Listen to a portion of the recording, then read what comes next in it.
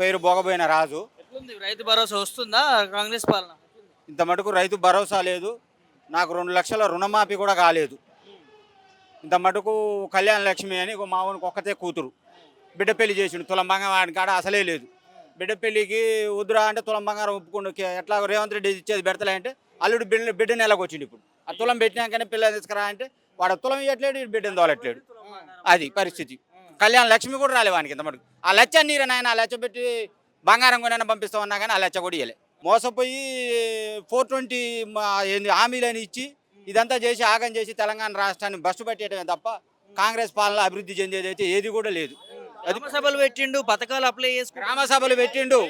జనం ఆయన ఏదో చేద్దామని ఏదో చూద్దామని పరిస్థితి ఏంటంటే గ్రామ సభలు పెట్టించి జనాన్ని మభ్య పెట్టించి నీకు రేపు ఇల్లు ఇస్తాం, అన్ని ఇళ్ళకి అప్లై చేయండి, రైతు బీమాకి అప్లై చేయండి, దానికి అప్లై చేయండి అని మీకు అన్నీ ఇస్తాం అంటే జనం ఏంటంటే అమ్మో అటుపోతే ఇస్తాడో ఇయ్యడో, ఇటుపోతే ఇస్తాడో ఇయ్యడో అని అనుకోవటం కోసం, జనాన్ని మభ్య పెట్టడం కోసం. కానీ ఏది కూడా ఒకటి కూడా రాదు. మళ్ళీ కేసీఆర్ వస్తేనే ఏదైనా రావాలి అంటే ఎవరి వల్ల కాదు. వీళ్ళందరూ ఏంది ఉత్తమ్ కుమార్ రెడ్డి నేను ముఖ్యమంత్రి కావాలని ఆయన ఏదో ప్లానింగ్ చేసుకుంటున్నాను, ఈయనేదో ప్లానింగ్ చేసుకుంటున్నాను.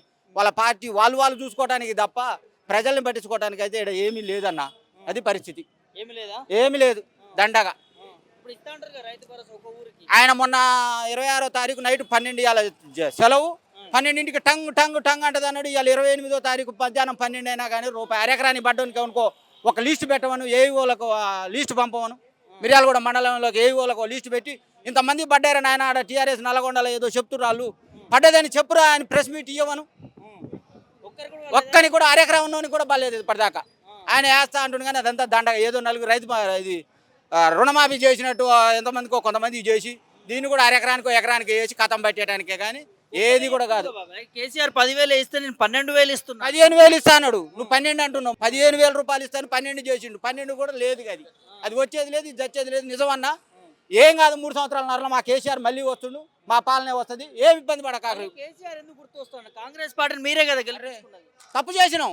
ఏదో ఈడు ఇస్తాడేమో లే అనుకొని తప్పు చేసినాం. మళ్ళీ ఎదురేసుకు ఓటేసే పరిస్థితే లేదు. నీళ్లు తెచ్చింది కేసీఆర్, కరెంట్ ఇచ్చింది కేసీఆర్, రైతు బంధు ఇచ్చింది కేసీఆర్, రుణమాఫీ చేసింది కేసీఆర్, 2,000 ముసలోళ్ళకి పింఛన్ ఇచ్చింది కేసీఆర్. ఆ ముసలోళ్ళ పాప 4,000 ఇస్తాడు. వాళ్ళ ఆస్తితో చేసారు. 4 వస్తాయేమో, ఈ 2 ఇచ్చిన 4 వస్తాయేమో, అది కూడా లేదు. దండగా వేస్ట్ అన్న. అందరు నెట్టేట ముంచి 4 కోట్ల ప్రజలు కూడా ఆగమయ్యాలా. ఇప్పుడు ఓట్లు పెట్టమని టీఆర్ఎస్ గెలవకపోతే పంచాయతీ ఛాలెంజ్గా చెప్తా. ఇదే కలెక్టర్ ఉరేసుకొని చచ్చిపోవచ్చు నేను. అది ఏది ఇచ్చింది వ్యతిరేకత రాక డిసెంబర్ 9వ తారీఖు నాడు అన్ని వస్తాయి పోరు అన్నాడు.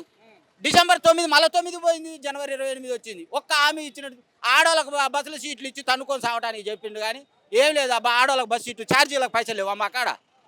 అదొక ఆర్థికంగా ఇబ్బంది, రాష్ట్రం ఇబ్బందుల పాలు కావడానికే కదా. అదొక స్కీమా? అది నిజంగా చెప్పాను, నువ్వే చెప్పు. స్కీమా అది? కోటీశ్వరం చేస్తున్నాడు. ఎట్టా ఏమి బస్ ఛార్జీలు బంద్ చేసి కోటీసార్లు చేస్తారా? బస్ ఛార్జీలకు పైసలు లేకున్నాము మేము. ఇప్పుడు మేము మనుషులను మిర్యాలగూడ మండలం ములక్కాల నుంచి ఛార్జ్ పెట్టుకొని ఇడికి రాలేదా? కేసీఆర్ మీద అభిమానంతో సొంత ఖర్చులతో వచ్చినాం మేము ఇడికి. ఎవరు మాకు రూపాయి ఇచ్చింది లేదు, చేసింది లేదు.